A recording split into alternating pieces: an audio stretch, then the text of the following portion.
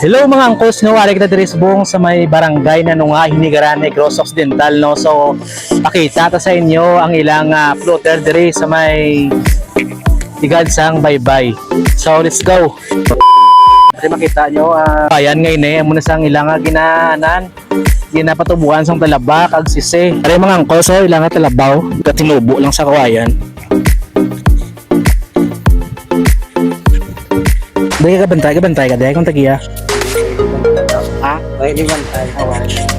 Bali, ang ano nila, ang putira, hindi kada ano na mag-harvest, kada ano nga bulan. Lima ka bulan, kagano ka bulan. Pwede na sa harbison. Lagkon sa mga sa kilo, pila kabilog. Duwa. Ang sa kilo, wala kabilog. Ang tilapia, mangros.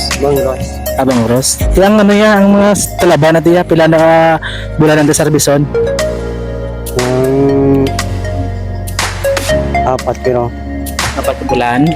Pwede na sa marbit, lagkon na na. Eh, ang mga nag-akuan din, nag-bakal siya taga din. Taga-tipso. Tips ako nag-aqua siya talaba. Ito pilang ano ang nabigyan na ito, sinako. Ito pilang sako. 100. 100 ang sako, pali ano na ang wholesale. Mayo ba no? Sino mga lando? Si Kyle. No, shout out. Kyle yan. Republic ko. Shoutout na. May mga bangros ko tilapia na di mga angkos ng unod.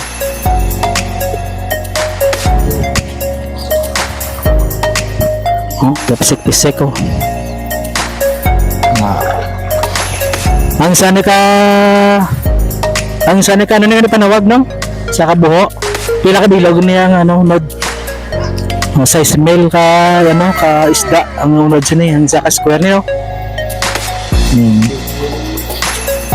So amo nang ilang ano no nga page nga napakaon ano starter no starter araw na araw na mga angkos ang talabaw. Pero tigil ka dumudamo sa puntag ng mga calls. Ito tiran sa piya ko. Puro may 20 ka ano to, may 20 na di ka buho. May pila na di ka square.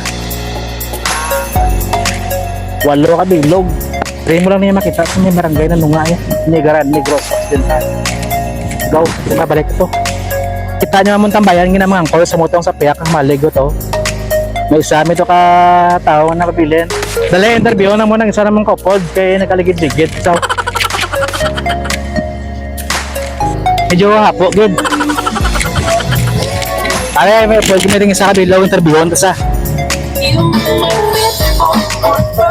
Sir, may nga po, sir.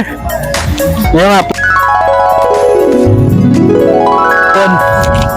Ay, wala din sa may barangay na nung ano. So kumang kuton sa ako na ang experience niyo dito sa barangay. Ano ang experience mo, sir? Tuloyo. Ha? Tuloyo.